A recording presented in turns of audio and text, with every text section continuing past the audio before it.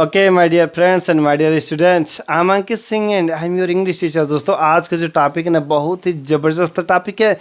वैसे आज मैं प्रीपोजिशन के सेकेंड पार्ट में मैं आपका स्वागत करता हूँ। देखिए, प्रीपोजिशन, मैं जिस भी प्रीपोजिशन का आज मैं बात करूँगा ना, बहुत ही बड़ा कन्फ्यूजन है यार। जानते हो कौन सा प्रीपोजिशन के बारे में बात करूँगा? आज एक लजबदार, बहुत ही शानदार प्रीपोजिशन के बारे में बात करूँगा। वह प्रीपोजिशन हमारा है टू। वह प्रीपोजिशन है हमारा टुवार्ड्स एंड फ्रॉम।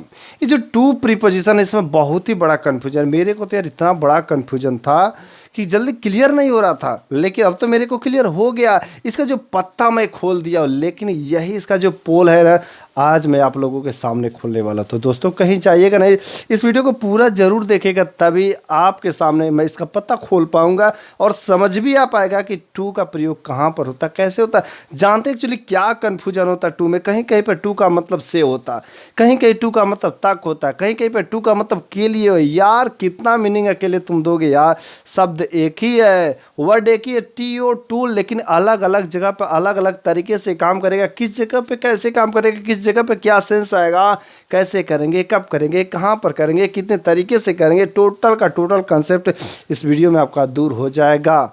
ओके, तो खास तरीके से जो जिसको भी प्रीपोजिशन टू में यदि कन्फ्यूजन होगा, तो इसके लिए, इस बंदे के लिए यह वीडियो बहुत ही इंपॉर्टेंट होने वाली है, क्योंकि इसमें सब कन्फ्यूजन आपका दूर हो जाएगा। ओके दोस्तों, तो मैं आप लोगों के सामने मैं इसका पत्ता खोल देता हूँ। ओके, अब रह गई बातें, यदि प्रीपोजिशन टू में पहला इसका यूज यदि देखेंगे तो डायरेक्शन दिखाने के लिए। डायरेक्शन का मतलब होता है दिशा। क्या होता है? डायरेक्शन का मतलब होता है दिशा। अब जो रह गई बात दिशा का मतलब, जैसे मैं बात करूँ दिशा, तो आपके माइंड में यही तो बातें आ रही यार। डायरेक्शन मतलब दिशा, it means north, east, west, south, पूर्व, पश्चिम, उत्तर, दक्षिण, इस प्रकार की बातें आ रही। नहीं नहीं नहीं, इस डायरेक्शन की बात नहीं कर रहा है रे बाबा, इस डायरेक्शन की बात नहीं है।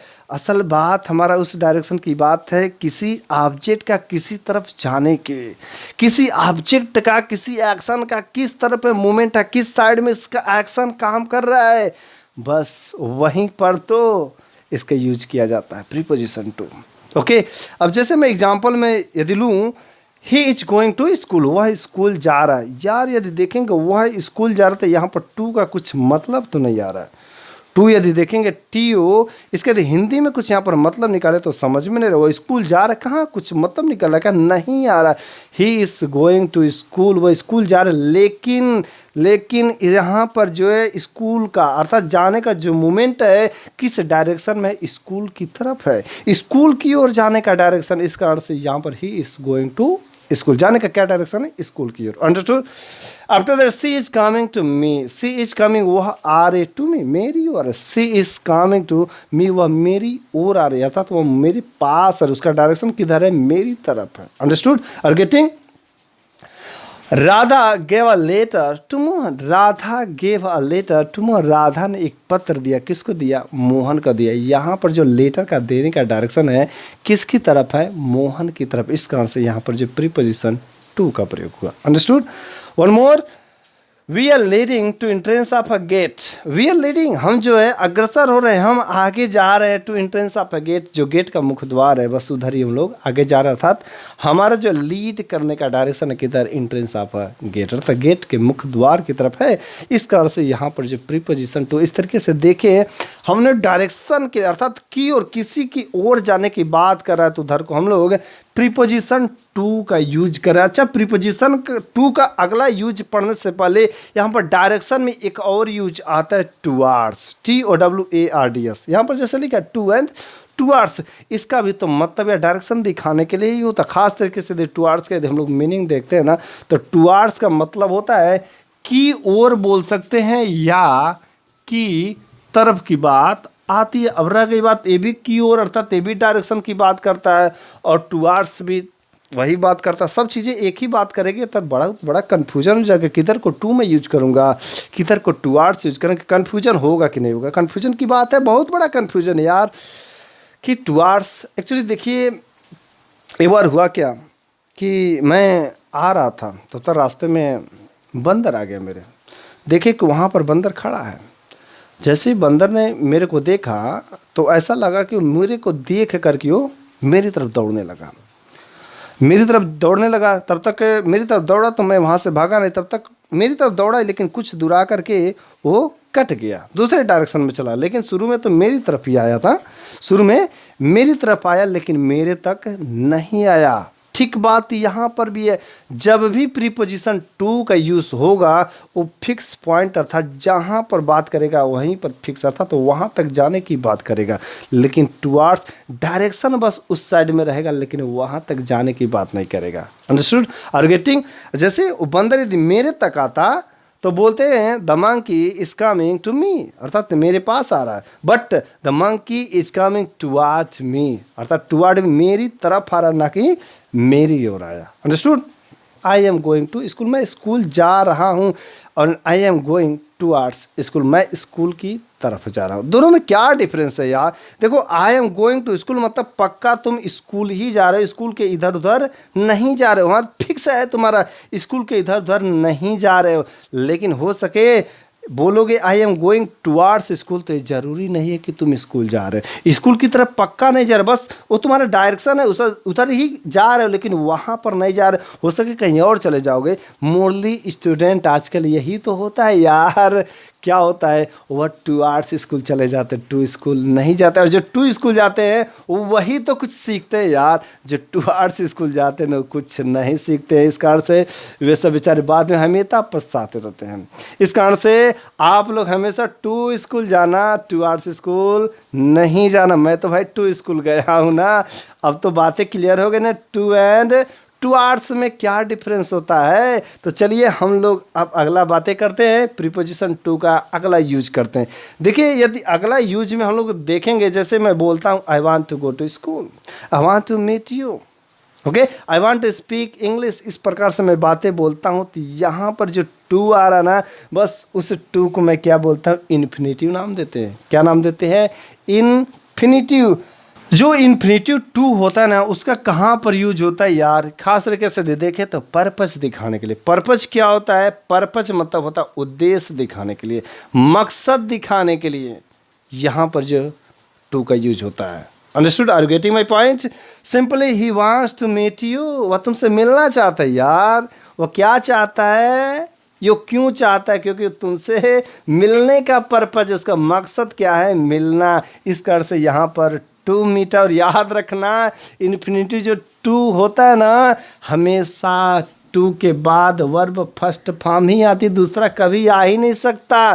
तभी समझना, जहाँ पर भी वर्ब फर्स्ट फॉर्म आएगा उसके पहले टू आ गया तो समझ लेना वो टू इन्फिनिटी हुई है। Are getting my point? दूसरा एग्जांपल देता है, papa goes to park to walk. हमको पता है इन्फिनिटी टू जब भी लगेगा मकसद दिखाएगा, टू के बाद वर्ब फर्स्ट फॉर्म आएगा। यहाँ पर देखते हैं ना क्या मकसद है यार। पापा गोज टू पार्क, पापा पार्क जाते। कहाँ जाते पापा? पार्क जाते। अच्छा, उसका पार्क जाने का मकसद क्या है? टू वॉक, टहलने के लिए जाते। क्या करने के लिए जाते हैं? टहलने के लिए तो जाते हैं, अर्थात उनका जाने का मकसद क्या है? Papa goes to park to walk, papa का जाने का मकसद क्या है? उनका टहलना है। इट मीन्स पापा टहलने के लिए पार्क जाते हैं। Are getting my point?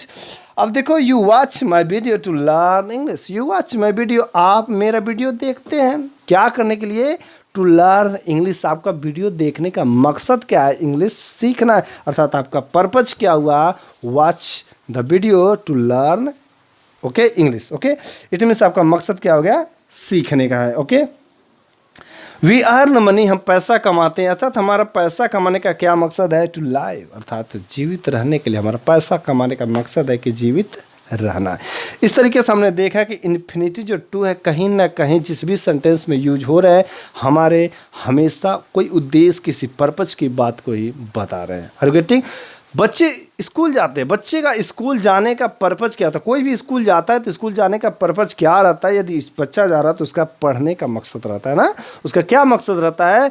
पढ़ने का मकसद। It mean the children go to school to study, अर्थात बच्चे स्कूल जाते क्या करने के लिए? पढ़ने के लिए। लेकिन टीचर यदि स्कूल जाते तो क्या करने के लिए? Teacher goes to school to teach, अर्थात टीचर तो स्कूल जाता क्या? पढ़ने के लिए जाता क्या? नहीं, उसका मकसद होता है पढ़ाना। It mean teacher goes to school to teach, अर्थात पढ़ाने के लिए जाता। सबका मकसद अलग अलग होता है, जिसका जो मकसद रहता है उसको टू लगा के लिख देते हैं। जैसे बच्चे प्लेग्राउंड में जाते हैं तो प्लेग्राउंड में जाने का क्या मकसद होता है, खेलना होता है। ऐसे अलग अलग, टू प्ले अर्थात खाना, टू ईट, टू प्ले मतलब खेलना हो गया, टू ईट मतलब हो गया खाना, ओके। टू गो मतलब जाना, मतलब जैसे टू लगाएंगे उसका मतलब जो कहीं ना कहीं मकसद जुड़ जाता है। इस तरीके से हमने देखा, पढ़ तो रहा था प्रीपोजिशन टू, लेकिन उसके साथ ही साथ एक और मैंने पढ़ लिया इन्फिनेटिव। दोनों काम यार एक पे एक फ्री, यहाँ पर ऑफर चल रहा है, आप लोग समझ नहीं रहे हैं ना। देखिए कितनी अच्छी बात है, मैं तो बस पढ़ा रहा हूँ प्रीपोजिशन टू और उसके साथ में आपने एक पर एक बम्पर ऑफर पा ली। इसके लिए अलग वीडियो नहीं है, बस एक ही में अपने दोनों समझ गए यार। प्रीपोजिशन टू अर्थात पहला हमने देखा डायरेक्शन के लिए, और दूसरा क्या देखा, इन्फिनिटिव के रूप में टू को समझ लिया। कितना सिंपल सी बात है यार। बताइए मजा आ रहा है कि नहीं आ रहा, समझ आ रहा है कि नहीं आ रहा। चीज़ें क्लियर हो रही तो कमेंट बॉक्स में जरूर बताना, मैं आपका इंतजार करूंगा, मैं देखूंगा किसने कैसा। देखिए यदि आप कमेंट बॉक्स में नहीं रिप्लाई देते ना, मेरे को बड़ा आश्चर्यजनक होता है, मेरे को थोड़ा मोटिवेशन लेवल नहीं मिलता है। यदि आप कमेंट बॉक्स में देंगे रिप्लाई, यदि मेरे को लाइक करेंगे, तो इस प्रकार से मेरा मोटिवेशन लेवल और बढ़ेगा और आपके लिए अच्छे से अच्छे दमदार अच्छे से अच्छे वीडियो मैं आपके लिए ऐसे ही लाता रहूँगा और आपका इंग्लिश इंप्रूव करता रहूँगा। तो चलिए क्यों ना हम लोग अगला यूज पढ़ते हैं, जो प्रीपोजिशन टू है इसका अगला यदि देखते हैं तो लिमिट अर्थात सीमा, अंतिम सीमा, एंडिंग पॉइंट आखिरी, एंड पीरियड अर्थात समय बताने के लिए, समय के दौरान जो बताने की बात आती है। लिमिट जैसे बोलते हैं किसी चीज़ का limit, up to that point, okay. The diesel prices rose up to 70 रुपये पर लीटर, था डीजल का रेट कितना रुपया तक बढ़ गया, 70 रुपये लीटर तक। कि हमारे जो 70 रुपया तक अर्थात हमारे क्या बता, लिमिट बता रहा है ना। अब रही बात पीरियड की, बात की जाती है तो पीरियड कैसे होते हैं, जैसे संडे टू मंडे अर्थात सोमवार से रविवार से सोमवार, जनवरी टू मार्च अर्थात जनवरी से मार्च तक तुम अपना फीस जमा कर देना। कहाँ से कहाँ तक भाई, क्या बोलते हैं, जुलाई से लेकर के दिसंबर तक जमा कर देना। It means you submit your fee July to December. ऐसी भी बातें की जाती है। जैसे देखते हैं पापा वर्क्स 2 to 4 PM, पापा जो है काम करते हैं 2 से 4 बजे तक, तो 2 to 4। After that we works 6 to 7 AM, हम जो टहलते हैं 6 to 7 अर्थात 6 से 7 बजे, ओके। ऐसे भी बोल सकते हैं यह ट्रेन जो है कहाँ से जाती है, गोरखपुर से लखनऊ जाती है। यहाँ पर भी एक जो है बता रहा है कि कहाँ से कहाँ तक जाए, लिमिट बता रहा है। यहाँ से उठती है वहाँ पर चली जाती है। This train goes from Gorakhpur to Lucknow, Gorakhpur to Lucknow. इस प्रकार से बातें समझ आई कि प्रीपोजिशन टू का अलग अलग कंडीशन में कैसे हम लोगों ने यूज किया। अब रह गई बातें यार कि हमने अभी हाल ही में देखा था, जब शुरुआत किया था, कि प्रीपोजिशन टू जो है डायरेक्शन में ले तो करते हैं, डायरेक्शन दिखाने के लिए प्रीपोजिशन टू का यूज करते हैं। अर्थात यदि मैं बोलूं कि I am going to school, मैं स्कूल जा रहा हूं, लेकिन क्या तुम हमेशा जाते ही रहोगे क्या, है? I am going to Delhi, मैं दिल्ली जा रहा हूँ, क्या तुम हमेशा जाते रहो, कभी आते नहीं हो क्या? आते भी तो वहाँ पर अर्थात जाने का डायरेक्शन था, अब आने की बात हो गई, अर्थात मैं दिल्ली से आ रहा हूँ। इट मीन्स यहाँ पर क्या होगा, I am coming from Delhi. यहाँ पर क्या बातें होंगी, तो I am coming from Delhi. तो दोस्तों अब हम लोग चलेंगे प्रीपोजिशन फ्रॉम की बात करेंगे कि फ्रॉम किस किस तरीके से, कैसे, कहाँ पर, कब आते हैं। तो अब हम लोग थोड़ा बात कर लेते हैं प्रीपोजिशन फ्रॉम का। तो फ्रॉम का पहला यूज हम लोग देखते हैं ना, पहला यूज यदि बात करते हैं तो ओरिजिन दिखाने के लिए। ओरिजिन मतलब क्या होता है, कहाँ से उसकी शुरुआत है यार, आखिर एक्चुअली कहाँ से शुरुआत है। कोई भी काम शुरू, तो जो भी चीज़ की बात करेंगे कहाँ से शुरुआत है उसी को बोलते हैं ओरिजिन, ओके। अर्थात ओरिजिन दिखाने के लिए, तो जैसे एग्जाम्पल की बात कर देते हैं, this train goes from GKP to Lucknow. It means यह ट्रेन जाती है फ्रॉम GKP टू लखनऊ। यह ट्रेन जो है कहाँ से कहाँ तक जाती है, GKP, अर्थात GKP उसका ओरिजिन है। तो फ्रॉम GKP यहाँ कहाँ से, GKP से लखनऊ जाती है, ओके। आफ्टर दैट बात करते हैं कि यू आर फ्रॉम दिल्ली, तुम कहाँ से हो, तो बोलते हैं simply you are from Delhi. I am from UP. इस प्रकार से बात करते हैं। Understood, are getting? This letter, यह letter is from my friends, यह लेटर मेरे मित्र की तरफ से है। अर्थात ये मेरा मित्र के, यह लेटर कहाँ से शुरुआत है, कहाँ, इस लेटर का कहाँ ओरिजिन है, मेरे मित्र के पास है, okay. This letter is from my friend. कभी कभी बोलते हैं it is from my side, यह मेरी तरफ से। कहीं कुछ किसी को कुछ देते हैं तो कहते हैं लो मेरी तरफ से गिफ्ट दे रहे हैं, it means it is from my side, या मेरी तरफ से।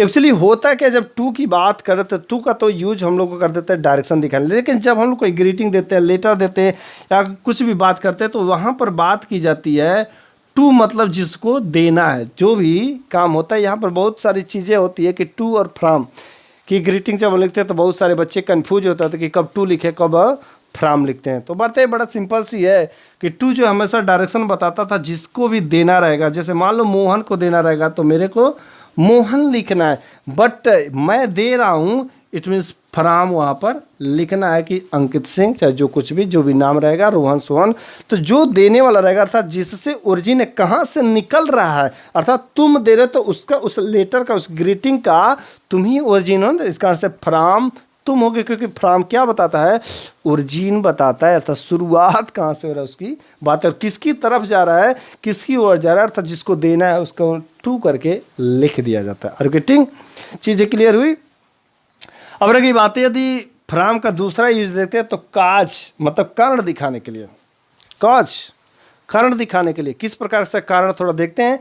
She died from malaria, she died from malaria, वो मलेरिया से मर गए। सी डाइड फ्रॉम मलेरिया, वो मलेरिया से मर गया, अर्थात मलेरिया उसके मरने का कारण हुआ। क्या है उसके मरने का कारण, क्या हुआ, मलेरिया हुआ। इस कारण से बीमारी का कारण की बात की जाती है।